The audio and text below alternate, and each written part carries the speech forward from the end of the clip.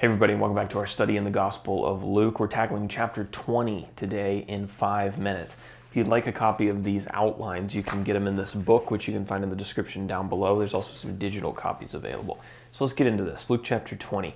When did the events of this chapter take place? Well, specifically speaking, this happened the last week of Jesus' life, right before his crucifixion.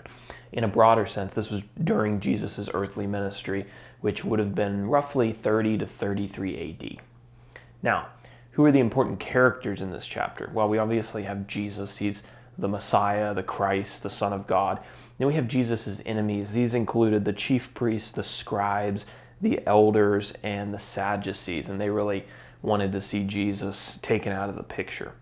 And then we have some characters in one of Jesus' parables. These were the wicked tenants. There were some things that were entrusted to them that they mismanaged. So we'll talk about them in a little bit. Now, where did the events of this chapter take place? This whole chapter occurred in Jerusalem, again, the last week that Jesus was alive. Now let's break the chapter down into easily digestible sections. Our first section is verses 1 through 8. This is where Jesus' authority is challenged. The chief priests, the scribes, the Pharisees, the Sadducees, they approached Jesus and they asked him, "Tell us by what authority you do these things, or who is it that gave you this authority?" They basically wanted him to answer, who do you think you are? Rather than answer their question directly, Jesus told them that he would answer their question if they could answer a question that he posed to them first. And so he asked them about John the Baptist, his baptism and his ministry. He asked them, was that something that came from God, or did it have its origins with men? And all of the Jewish religious leaders who had come up to challenge him, they were kind of in a pickle, and they were too cowardly to answer the question. And so because of that, Jesus didn't answer their question. The next section is verses 9 through 18. This is a parable of the wicked tenants.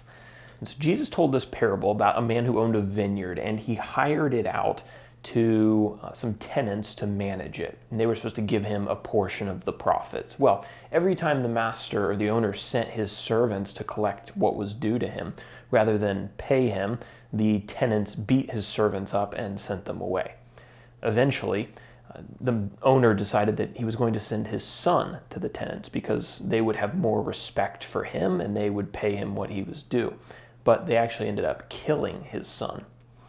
Jesus said that when the owner finally returned to that vineyard, he would destroy those wicked tenants and he would find better ones. And this parable was meant to illustrate and to warn the Jews about the way that they were treating God and his son and what the consequences of that would be. And in the third section, this back and forth between Jesus and these Jewish religious leaders continues. This is verses 19 through 40, and Jesus is questioned again by his enemies. So in an attempt to trick Jesus, the scribes and the chief priest asked him whether or not the Jews should pay taxes to Caesar. And they thought that they could trap him in this question, but he responded very wisely, saying, "Render to Caesar the things that are Caesar's, and to God the things that are God's." The Sadducees were up next, and they brought another, at least what they thought was a really tricky situation to Jesus and wanted to see what he thought about it. They asked him this hypothetical question about a woman who had 7 husbands. And Jesus informed them that the question was only tricky to them because they didn't properly read and interpret the Old Testament scriptures. If they had, there wouldn't have been any problem at all. After that, Jesus stepped up again, and it was his turn to ask some questions. In verses 41 through 44, he questions his critics. In order to humble the Jewish religious leaders, Jesus asked them a question about a time when David referred to Jesus as his Lord, and he asked them what they made of that. And they really didn't have any idea. They didn't know how to answer the question. They were supposed to be these experts in the law, but they were stumped on this issue, and they had to walk away with their heads hung low. And then the chapter concludes in verses 45 through 47, where Jesus warns against the scribes. So after humiliating these proud religious leaders, Jesus turns to all of the people, the common people, and he warns them about the scribes. He specifically warned them about 2 things: the scribes' self-centeredness and their greed. So So where does this chapter fit into the big picture of the Bible and the Gospels specifically in this case? Well, for 3 years, the Jewish religious leaders have been trying to humiliate, discredit, take Jesus' influence with the people away from him. They've gone down all kinds of routes in order to do this. And here in chapter 20, this is kind of their last humiliation, their last attempt. They're so thoroughly humiliated in front of the people that they decide that they're going to turn away from trying to take down Jesus in any kind of legal or semi-legal way, and they're just going to have to murder him because that's all they have left. And just a few applications before we close. The first one is this. If Jesus was here today, he would outsmart modern religious critics just as easily as he did to the Jewish religious leaders here.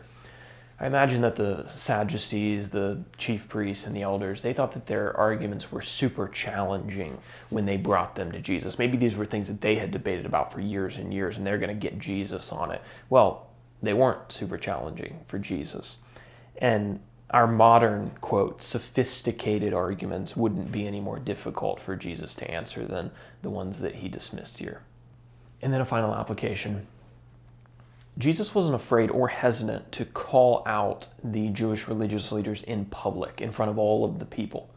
I think a takeaway from that for us needs to be that there are times when it is appropriate and necessary to call out sin in public. I think that's especially true when you're dealing with somebody who claims and wants to be seen as a shepherd or a guide for other people's faith.